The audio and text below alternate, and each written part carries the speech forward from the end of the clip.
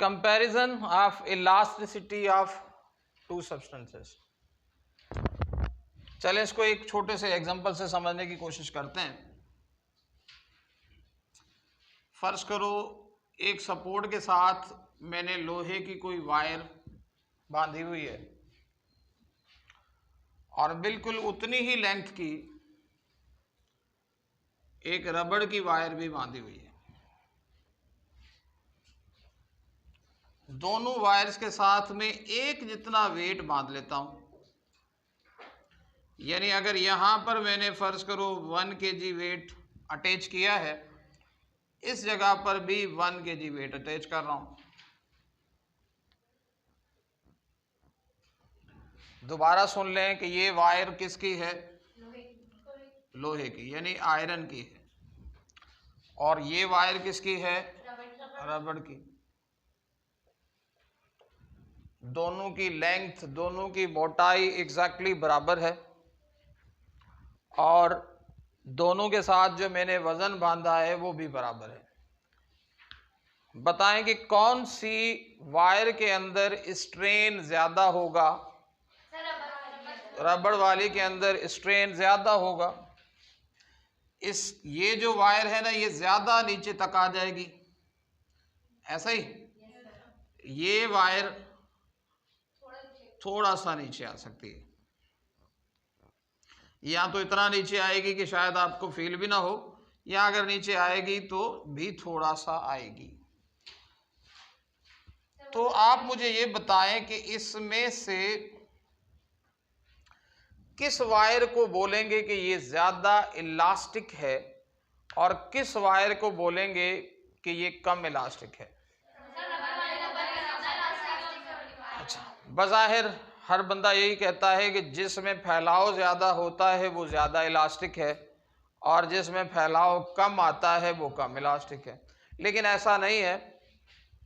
हम उस वायर को ज़्यादा इलास्टिक बोलेंगे जो अपने आप को ज़्यादा बेहतर तरीके से डिफेंड कर सकती है, जिसमें कम से कम स्ट्रेन पैदा होगा, उस वायर को बोलेंगे ये वायर मोर इलास्टिक है। और ये वायर जिसमें ज़्यादा स्ट्रेन पैदा होगा, इसके लिए बोलेंगे कि ये लेस इलास्टिक है। क्योंकि इलास्टिसिटी की डेफिनेशन हमने पढ़ी थी ना, तो प्रॉपर्टी ऑफ रीगेनिंग शेप उसे कहते हैं इलास्टिसिटी। तो वो ज्यादा बेहतर तरीके से तो वही रीगेन कर सकेगा ना जो अपने आप को बचा भी ज्यादा तरीके से सकता है। मतलब इसमें अपनी शेप को रीगेन करने वाली प्रॉपर्टी जो है ना कम है, इसलिए वो एकदम से फैल गया। इसमें अपनी शेप को बचाने की सलाहियत कम है, इसीलिए हम इसे बोलेंगे कि ये लेस इलास्टिक है। और इसमें अपने आप को बचाने की, डिफॉर्मेशन से बचाने की, कि उसकी साइज चेंज हो जाए, या अपनी शेप को दोबारा हासिल करने की सलाहियत क्या है? ज्यादा है। इसीलिए ऐसे ऑब्जेक्ट को बोलेंगे कि ये मोर इलास्टिक है। आइडिया समझ में आ गया कि लेस इलास्टिक वो वाले ऑब्जेक्ट्स होते हैं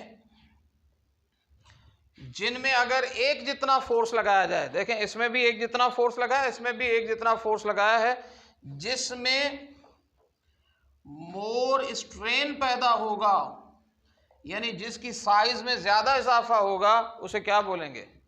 लेस इलास्टिक है। और जिस ऑब्जेक्ट के अंदर लेस स्ट्रेन पैदा होगा, यानी जिसकी साइज में कम इजाफा होगा, उसे बोलेंगे कि ये मोर इलास्टिक है। अब बताएं, स्टील ज्यादा इलास्टिक हुआ या रबड़ ज्यादा इलास्टिक हुआ?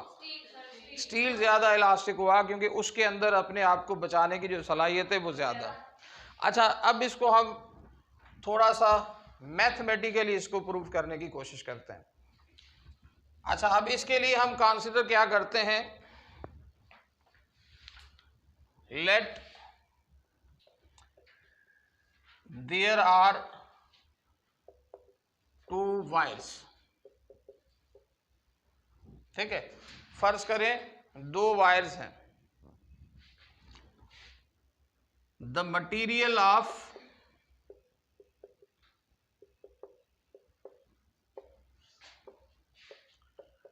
Both wires is different. इसका मतलब क्या है?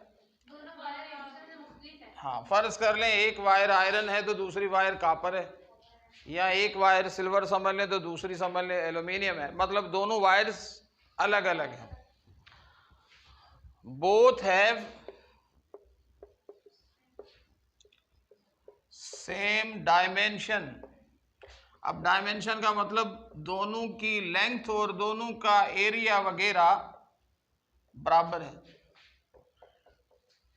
यानी वो साइज में दोनों वायर्स बिल्कुल एक जैसी हैं, लंबाई में भी एक जैसी है और चौड़ाई में भी एक जैसी है। अच्छा, दोनों वायर्स को चले मैं नाम भी दे देता हूं। फर्ज करो एक वायर को मैं नाम दे देता हूं ए और दूसरी वायर को नाम दे देता हूं बी। दोनों को बिल्कुल एक जितने स्ट्रेस के साथ खींचा जाता है, same stress is applied on the both wires। अब मुझे बताएं क्या दोनों के अंदर स्ट्रेन एक जितना पैदा होगा? स्ट्रेन एक जैसा पैदा तब होगा जब वो दोनों एक ही मटेरियल की होंगी। अब एक वायर में ज्यादा स्ट्रेन पैदा होगा, दूसरी वायर में कम स्ट्रेन पैदा होगा। फर्ज करें जो स्ट्रेस हम अप्लाई कर रहे हैं ना दोनों का, वो समझ लें सिग्मा के बराबर है दोनों के लिए। दोनों के लिए क्यों? अभी अभी यहां हमने पॉइंट लिख दिया है ना कि जो स्ट्रेस है, जिस फोर्स के साथ हम इन दोनों को खींच रहे हैं वो क्या है? वो इक्वल है। बट स्ट्रेन प्रोड्यूस्ड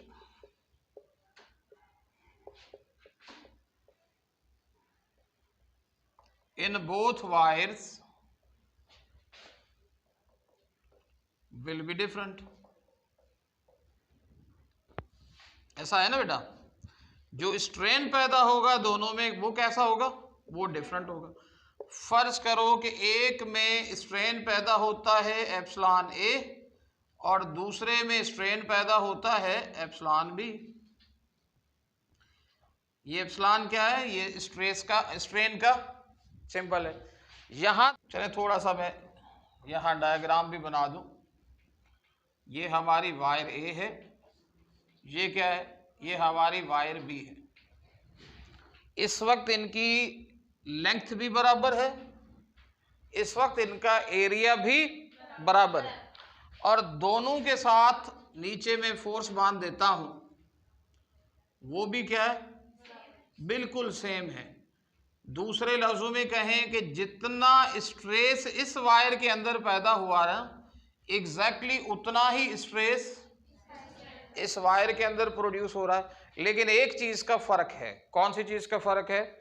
इसमें जो स्ट्रेन पैदा होगा, जो इसकी लेंथ में इजाफा होगा, फर्ज करो यहां तक आ गया, यहाँ जो इसकी लेंथ में इजाफा होगा ना, वो अलग होगा। फर्ज करो इसके लिए होगी एप्सिलॉन ए और इसकी लेंथ में जो इजाफा होगा वो अलग होगा। अच्छा, वो अलग इसलिए होगा कि दोनों वायर्स का मटेरियल डिफरेंट है। इसमें जो लेंथ में इजाफा हो रहा है उसको हमने नाम दिया हुआ है एप्सिलॉन बी का। जो मैंने पॉइंट्स लिखे थे वो फिगर में मैंने दोबारा समझाने की कोशिश कर दी। अच्छा, अकॉर्डिंग टू हुक्स लॉ,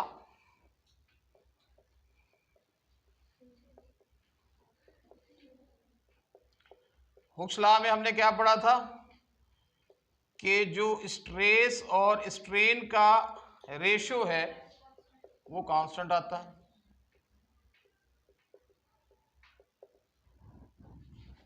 ये जो कांस्टेंट है इलास्टिसिटी की सूरत में इसे कहते हैं मॉड्यूलस ऑफ इलास्टिसिटी। क्या कहते हैं? तो अगर मैं कहूं कि जी modulus of elasticity of wire A कितना होगा? चलें इसके जो मॉड्यूलस है इसको मैं नाम दे देता हूं ई ए। क्या मैंने नाम दे दिया? यहां पर ई और एप्सिलॉन में फर्क कीजिएगा, ठीक है? या इसको मैं कोई दूसरा नाम दे दूं, ई के बजाय एम दे दूं, चले मैं इसको मैं एम नाम दे देता हूं। ये मॉड्यूलस है किसका? वायर ए का। वो कैसे निकालेंगे मॉड्यूलस? अभी अभी ऊपर मैंने फार्मूला लिख लिया। कांस्टेंट की जगह लिख दें आप मॉड्यूलस ऑफ ए। स्ट्रेस की जगह क्या लिखूं? स्ट्रेस का सिंबल जो सिग्मा। और एप्सिलॉन की जगह क्या लिखूं? ये एप्सिलॉन ए। एप्सिलॉन ए क्यों लिखूंगा भला? क्योंकि हम ये मॉड्यूलस जो ले रहे हैं वो वायर ए का ले रहे हैं। इसको मैं नाम दे देता हूं इक्वेशन नंबर 1। यहां तक कोई कंफ्यूजन है तो बताएं। सिंपल सी बात है, मैंने हुक्स लॉ इस्तेमाल किया है। हुक्स लॉ हम पहले पढ़ चुके हैं। हुक्स लॉ क्या बताता है कि स्ट्रेस और स्ट्रेन का जो रेशो होता है वो कांस्टेंट होता है। इस कांस्टेंट को मैंने एक नाम दे दिया है। क्या नाम दे दिया है? Modulus of elasticity. ठीक है, मॉड्यूलस ऑफ इलास्टिसिटी। आप वायर ए, यहां पर ए भी साथ लिख लें। अब दोनों वायर्स का कांस्टेंट मैं अलग अलग लेना चाहता हूं। पहले जो कांस्टेंट ले रहा हूं वो किसका ले रहा हूं? ए का। ये modulus of A is equal to ये स्ट्रेस, स्ट्रेस का सिंबल आ गया सिग्मा, और स्ट्रेन, स्ट्रेन का सिंबल क्या आ गया? ये एप्सिलॉन है। अच्छा, अब दूसरी वायर का भी कांस्टेंट ले लेते हैं। उसको हमने नाम दिया चले modulus of elasticity of wire B. इसको चले मैं नाम दे देता हूं एम बी। एम से मुराद मॉड्यूलस हो जाएगा और बी से मुराद। अच्छा, अब कांस्टेंट की जगह क्या लिखूं? एम बी लिख दूं। अच्छा, स्ट्रेस की जगह क्या लिखूं? वही सिग्मा। अच्छा, इधर भी सिग्मा लिखा, इधर भी सिग्मा लिखा। रीजन? दोनों पे जो फोर्स बांधा हुआ है वो तो इक्वल है, दोनों का स्ट्रेस जो है वो तो इक्वल है, लेकिन इसमें जो स्ट्रेन होगा वो कितना होगा? वो होगा एप्सिलॉन बी। इसको मैं नाम दे देता हूं इक्वेशन नंबर 2। दोनों वायर्स के लिए मैंने कांस्टेंट ले लिया। ए वायर के लिए भी कांस्टेंट ले लिया, बी वायर के लिए भी कांस्टेंट ले लिया। कोई कंफ्यूजन है? आगे बढ़ूं? अच्छा, अब मैं इन दोनों इक्वेशंस को कंबाइन करता हूं, और इक्वेशंस को कंबाइन करने के लिए आसान तरीक़ेकार ये है, चले मैं क्या करता हूं, इक्वेशन 1 को इक्वेशन 2 से डिवाइड कर देता हूं। यहां लिख लेता हूं, चले dividing equation number 1 by equation number 2। Equations को डिवाइड कैसे करते हैं? सिंपल तरीक़ेकार, लेफ्ट साइड को डिवाइड कर दें लेफ्ट साइड से, और राइट साइड को डिवाइड कर दें राइट साइड से। तो लेफ्ट साइड को डिवाइड करता हूं लेफ्ट साइड से, तो यहां लिखूंगा M A divided by M B. Right side को डिवाइड करता हूं राइट साइड से, क्या हो जाएगा? Sigma upon epsilon A divided by sigma upon epsilon B. अच्छा, मुझे ये बताएं डिवाइड कैसे खत्म करते हैं? डिवाइड का निशान कन्वर्ट हो जाता है किस में? मल्टीप्लाई में।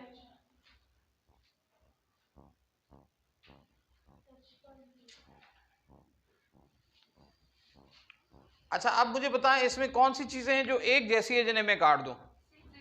सिर्फ सिग्मा। आप बोलेंगे सर ये एप्सिलॉन भी है। नहीं बेटा, एप्सिलॉन ये ए का है और ये बी का है, और ये हम जानते हैं दोनों में स्ट्रेन अलग अलग पैदा हुआ था। ये कैंसिल आउट हो गए। देखें, modulus of elasticity A modulus of elasticity of B is equal to modulus of strain of B divided by strain of A. अच्छा, यहां से देखें, ए की इलास्टिसिटी इनवर्सली प्रोपोर्शनल है स्ट्रेन के साथ। इनवर्सली कैसे? ये ऊपर है, ये नीचे है, यानी अगर मैं चाहूं तो इसको ऐसे भी लिख सकता हूं ना,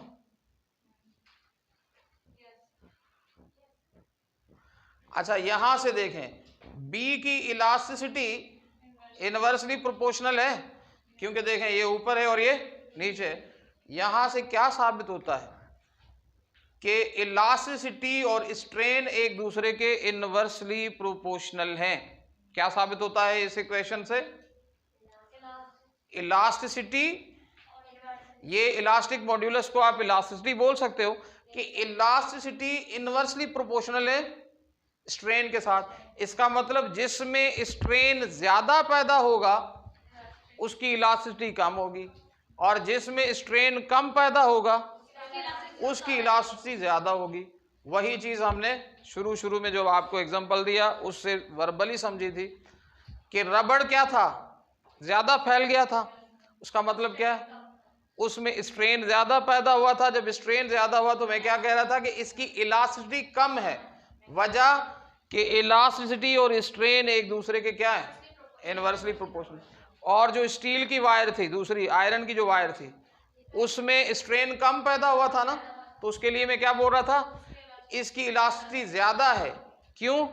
क्योंकि इलास्टिसिटी और स्ट्रेन क्या है, एक दूसरे के इनवर्सली प्रोपोर्शनल है।